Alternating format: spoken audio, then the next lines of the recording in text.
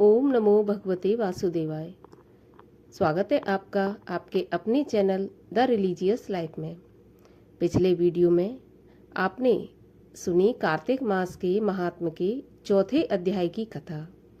आज के वीडियो में हम सुनेंगे कार्तिक मास महात्म के 5वें और 6वें अध्याय की कथा। आज के वीडियो में 2 अध्याय हैं, क्योंकि इसमें कुल 35 अध्याय हैं जो कि एक महीने में पूरे नहीं हो पाएंगे, तो हमें इसमें किसी एक दिन 2 अध्याय अवश्य करने पड़ेंगे। तो आज हम 5वां और 6वां अध्याय ले रहे हैं, तो आप पूरा सुनिए। और आपको यदि वीडियो अच्छा लगे तो वीडियो को लाइक अवश्य कीजिए, साथ ही साथ चैनल को भी सब्सक्राइब कर लीजिए। आपको मेरे चैनल पर आपकी यदि जीवन में कोई भी समस्या है, चाहे वो धन की समस्या हो, संतान की समस्या हो, या फिर कोई काम में आपके में बाधा आ रही है, किसी भी प्रकार की समस्या हो, सारी समस्याओं के हल मेरे चैनल पर मिल जाएंगे। वीडियो आप जाकर चैनल पर देख सकते हैं, तो चैनल को सब्सक्राइब अवश्य कर लीजिए। तो चलिए अब हम सुनते हैं कार्तिक मास के महात्म के 5वें और 6वें अध्याय की कथा। सबसे पहले हम 5वां अध्याय श्रवण करेंगे। तो 5वें अध्याय के अनुसार राजा पृथु ने नारद जी से कहा, हे मुनि, आपने कार्तिक और माघ मास का फल वर्णन किया, अब उनकी स्नान विधि और नियम भी बताएं। नारद जी बोले, हे राजन, तुम्हारा जन्म विष्णु भगवान के अंश से हुआ है, अतः तुमसे कुछ छिपा नहीं है। तथापि मैं नियमों का वर्णन करता हूँ। आश्विन मास में शुक्ल पक्ष की एकादशी से कार्तिक मास का व्रत आरंभ करना चाहिए। रात्रि के अंतिम प्रहर में प्रतिदिन उठें और जल से भरा पात्र लेकर गांव से बाहर उत्तर दिशा को जाएं।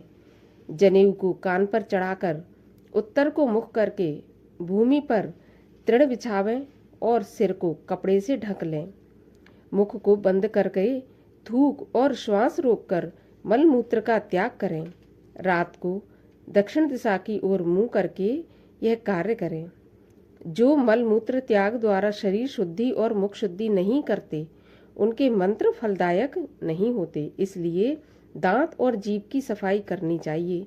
12 अंगुल की गूलर आदि वृक्ष की दातून लेकर दांतों की सफाई करें।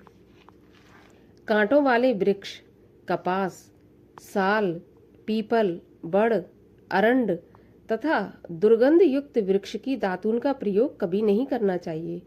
जिस दिन तिथि क्षय हो, प्रतिपदा, अमावस, छठ, नवमी और रविवार तथा सूर्य ग्रहण और चंद्र ग्रहण के दिन दातून नहीं करनी चाहिए। मुख शुद्धि के बाद स्नान आदि से निवृत्त होकर विष्णु और शिव के मंदिर में प्रसन्नता और विधि पूर्वक पुष्प, गंध, तांबूल आदि लेकर भक्ति के साथ पाद्यादि से उनका पूजन करें। फिर स्तुति करके मंगल भजन पूजन करें। देवालय में भजन करने वाले विष्णु को प्राप्त करते हैं।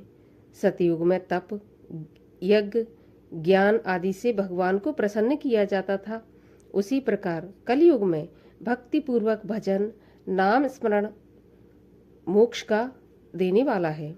मेरी पौराणिक कथाओं को सुनकर जो मूर्ख लोग निंदा करते हैं, उनसे मैं प्रसन्न नहीं होता। नारद जी बोले, सिरस, धतूरा, कनेर, सेमल, आक, अमलतास के पुष्प तथा अक्षतों से विष्णु की पूजा नहीं होती।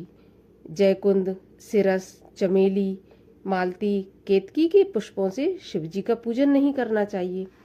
लक्ष्मी प्राप्त के साधक को तुलसी पत्र से गणेश जी और दूर्वा से भगवती दुर्गा की पूजा नहीं करनी चाहिए। लक्ष्मी चाहने वालों को अगस्त के फूलों से सूर्य का पूजन नहीं करना चाहिए। जिस देवता के लिए जो पुष्प ग्राह है, उन्हीं से उनका पूजन करना चाहिए। इस प्रकार विधि से पूजन करने के बाद देवादिदेव भगवान से इस प्रकार क्षमा प्रार्थना करना चाहिए। हे सुरेश्वर, मैं न मंत्र जानता हूँ, न पूजन की क्रिया से परिचित हूँ और न भक्ति ही मुझ में है। फिर भी जैसी पूजा अर्चना मैंने करी, उसी को स्वीकार करें। पूजन की समाप्ति पर आरती करें। इसके बाद मूर्तियों की परिक्रमा करके दंडवत प्रणाम करें व प्रभु का स्मरण करें। जो मनुष्य कार्तिक मास की रात्रि में विष्णु तथा शिव का विधि पूर्वक पूजन करेंगे, वे अपने पूर्वजों सहित पाप से मुक्त होकर विष्णु लोक में निवास करते हैं।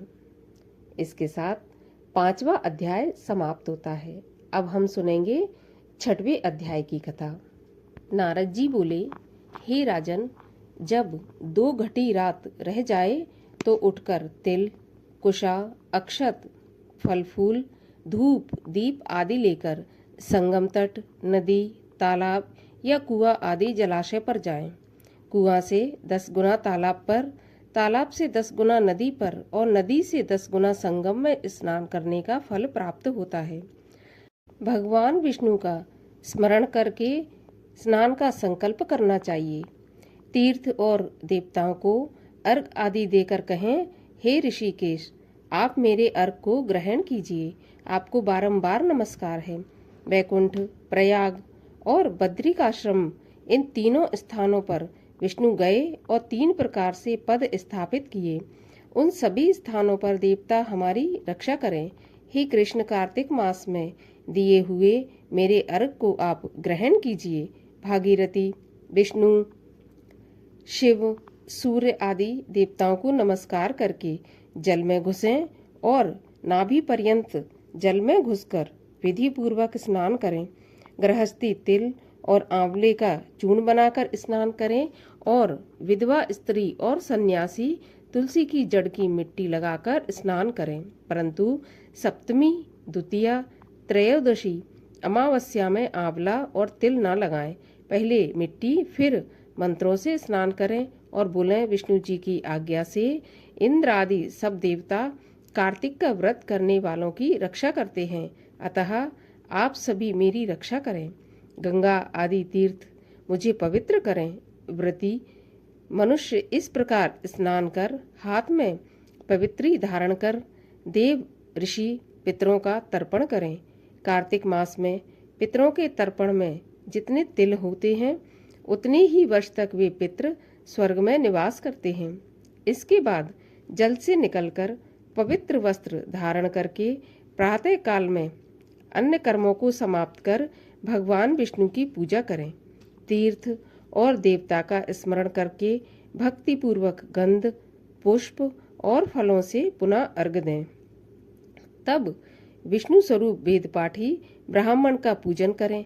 अपना कल्याण चाहने वाले को ब्राह्मणों का अपमान और विरोध कभी नहीं करना चाहिए। व्रती को कार्तिक मास में तुलसी जी का पूजन करना चाहिए। धूप, दीप, नैवेद्य अर्पित करने के उपरांत तुलसी जी की परिक्रमा करें और उन्हें नमस्कार करें। तुलसी वृक्ष के नीचे बैठकर कार्तिक महात्मा का भक्ति पूर्वक श्रवण करें। तुलसी जी की प्रार्थना करें।